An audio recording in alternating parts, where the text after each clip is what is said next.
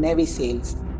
امریکہ کی یہ فورس کم وقت میں اپنے مشن کو کامیابی کے ساتھ پورا کرنا اور انٹیلیجنس اکٹھا کرنے اور اپنے ٹارگٹ کو منٹوں میں ختم کرنے کی وجہ سے انہیں دنیا کی نمبر 1 فورس کے طور پر جانا جاتا ہے۔ اسے 1992 میں بنایا گیا تھا۔ SAS اور اسپیشل فورس کی طرح ان کی ٹریننگ بھی بہت مشکل ہوتی ہے۔